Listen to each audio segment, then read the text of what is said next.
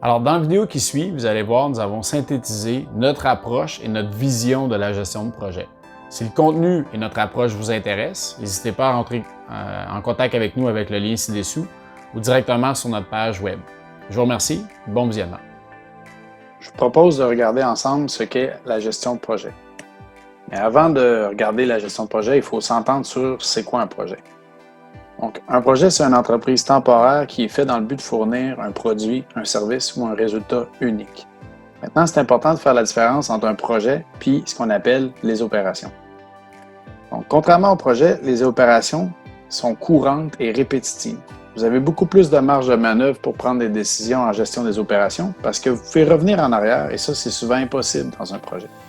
Une autre différence, c'est que les opérations sont souvent standardisées, tandis que vous pouvez faire preuve de créativité pour faire face à beaucoup d'inconnus, en fait, quand vous êtes en mode un projet.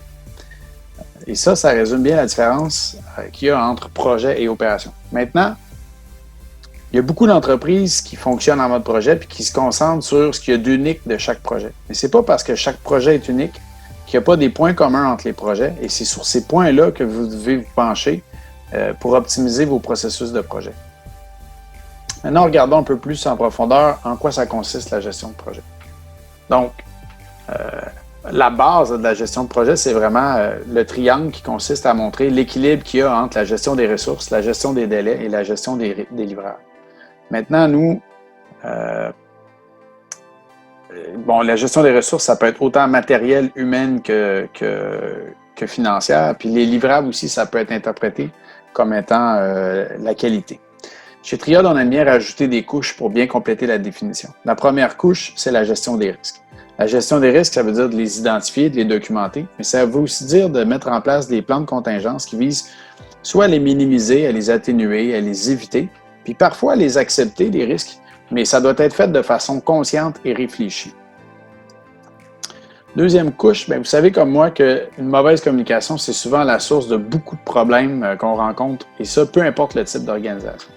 Donc, c'est un aspect essentiel de la gestion de projet, puis ça prend encore de plus en plus d'importance avec des équipes de projet qui sont en télétravail, qui sont parfois réparties sur plusieurs sites, voire même explosées au niveau international. Puis, la dernière couche, pour bien compléter la gestion de projet, c'est la gestion des parties prenantes. Les parties prenantes, ça ne se limite pas uniquement à la direction, mais c'est vraiment tous les groupes impliqués directement ou indirectement dans un projet. On pense bien sûr aux équipes de projet, mais c'est aussi les clients, les futurs usagers, les sous-traitants, puis tous les départements d'une organisation qui sont impactés par un projet.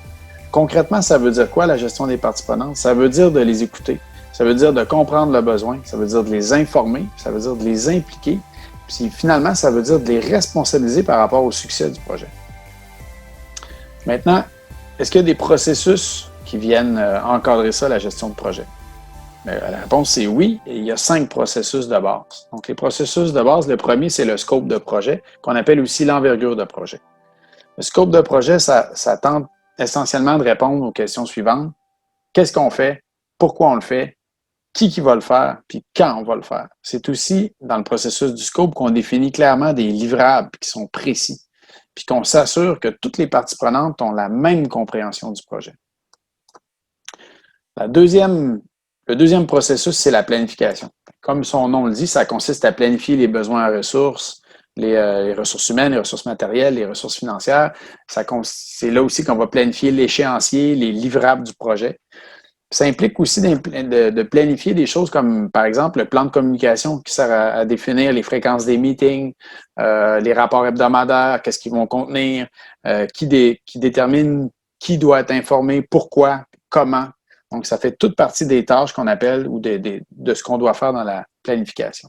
Troisième processus, c'est l'exécution. L'exécution est parfois appelée aussi lancement de projet. Bon, jusqu'à présent, on est resté avec le scope et la planification dans de l'analyse, dans de la mise en place d'une structure de projet. L'exécution, c'est vraiment le passage à l'action. C'est la mise sur pied des équipes de projet, c'est les premiers meetings, c'est l'assignation des tâches, c'est l'assignation des responsabilités. La quatrième étape ou le quatrième processus, ça va de pair avec l'exécution. C'est le suivi et le contrôle de projet. Donc, c'est bien beau d'assigner des tâches puis d'assigner des responsabilités, mais il faut aussi s'assurer que le projet, globalement, il garde le cap, il faut contrôler le progrès, il faut analyser ce qui se passe puis être capable de réagir en conséquence. OK. Comme on l'a mentionné, en fait, il y a une bonne part d'inconnus dans un projet et le processus de suivi et contrôle, c'est lui qui sert de guide pour prendre des décisions s'il y a des réalignements nécessaires ou s'il y a des écarts dans le projet. La dernière étape, c'est la fermeture de projet. Donc, la fermeture de projet est parfois négligée, mais c'est pourtant une étape qui est très importante parce que c'est elle qui vous assure ou qui, en tout cas, qui vous donne la possibilité de faire une amélioration continue au niveau des projets, des processus de projet dans votre organisation. Puis, c'est aussi l'occasion de renforcer les liens des membres de l'équipe, puis en soulignant l'effort collectif qui a été nécessaire là, pour réaliser un projet. Donc, ça résume là, les 5 grands processus de gestion de projet. Maintenant, si on regarde, est-ce qu'il y a des méthodologies qui nous aident un peu à mettre en place ces processus-là? Bien, la réponse, c'est oui. Il y en a beaucoup, comme vous pouvez le voir. Ça, c'est quelques exemples. Et j'aurais même tendance à dire qu'il y en a beaucoup trop. Il y a beaucoup de buzzwords en gestion de projet, puis c'est facile de se perdre dans toutes ces méthodologies-là. Mais quand on prend le temps de regarder, en fait, la plupart des méthodologies, c'est des variations autour des 5 processus de base qu'on vient juste de regarder ensemble. Je vous propose de regarder, par exemple, 2 méthodologies, donc la méthodologie Waterfall, dite en cascade, ou encore la méthodologie Agile. Donc, si on regarde la première, la méthodologie Waterfall, c'est la plus classique des méthodologies en gestion de projet dans laquelle on fait chacun des processus les uns après les autres. Ça s'enchaîne sans jamais retourner en arrière, un peu comme l'eau qui descend dans une cascade. Maintenant, si on regarde qu'est-ce qu'il y a de spécifique en Agile, bien Agile, pour garder une certaine flexibilité, en fait, on ne définit pas la totalité de la planification pour l'ensemble du projet. Pourquoi? Parce qu'on veut être capable de réagir en cours de projet puis pouvoir s'ajuster, rester agile et s'ajuster aux besoins en avançant dans le projet. La façon qu'on procède, la façon de procéder ou la solution pour y arriver, c'est de rajouter des boucles d'itération à l'intérieur du projet. Donc, on planifie, mais on planifie pour une boucle. Et puis, à la fin de cette boucle-là, on la ferme. Et puis, après ça, on se pose la question, est-ce qu'on continue? Est-ce qu'on a besoin d'une autre boucle ou on arrête? Et puis, on tourne comme ça, puis on effectue plusieurs boucles jusqu'à temps qu'on soit satisfait. Ce qui est important de retenir ici, c'est qu'en fait, avec une bonne connaissance des 5 processus de base, ça vous donne tous les outils nécessaires pour vous adapter rapidement à peu près n'importe quelle méthodologie que vous allez rencontrer sur le marché du travail. Bon, je vais vous donner un autre exemple avec une autre méthodologie qu'on appelle par étapes et jalons. Donc, si on regarde un peu comment ça pourrait se dérouler dans le contexte d'un projet, donc on définit le scope de projet et puis le scope nous donne, entre autres, une liste de livrables pour le projet qu'on représente ici par des tâches, le A, B, C, D, E. Une fois qu'on a notre liste de tâches, bien là, on peut commencer à faire notre planification, puis on va évaluer la durée ou encore les ressources qui sont nécessaires, qu'on voit ici par des longueurs de barres différentes sur l'image. Okay. Après, il faut obligatoirement, en tout cas, il faut faire une analyse de risque. Puis ici, le risque est illustré avec une zone rouge qui est une zone tampon qu'on vient rajouter pour faire de la contingence sur les risques de débordement en termes de durée. Okay. Une fois que ça c'est fait, bien là, on peut placer les différentes étapes ou les différents livrables les uns par rapport aux autres, puis commencer à visualiser de quoi a l'air le projet dans le temps. Évidemment, une fois que le projet est lancé, bien, il faut faire une forme de suivi puis de contrôle. L'exemple qu'on a ici, c'est de faire un suivi un peu de l'avancement du projet, puis de regarder au fur et à mesure que le projet avance, de comparer le budget réel avec le budget initial du projet pour voir s'il n'y a pas des écarts, voir s'il n'y a pas des tendances, puis prendre des décisions en conséquence. Maintenant, c'est quoi la particularité de la méthodologie par étapes et jalons, qu'on appelle aussi stage gate dans l'industrie? C'est de rajouter des jalons qui sont des moments précis où on évalue l'avancement du projet puis qu'on prend une décision à savoir si on continue ou on arrête. Puis pourquoi on fait ça? C'est que ça permet de garder un contrôle sur le ratio qui existe entre la diminution des coûts puis la diminution des risques, puis l'augmentation des coûts. Donc, plus on avance dans le projet, plus les coûts sont élevés, mais on veut s'assurer que les risques diminuent. Et puis, si en plein milieu du projet, on se rend compte que ça ne se déroule pas comme prévu, il y a toujours la possibilité d'arrêter et de minimiser comme ça les dépenses inutiles.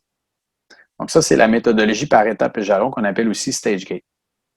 Maintenant, si on regarde un peu, c'est quoi le rôle d'un gestionnaire de projet dans tout ça? Bon, ça ne devrait pas surprendre personne, mais le premier rôle du gestionnaire de projet, c'est de gérer le projet.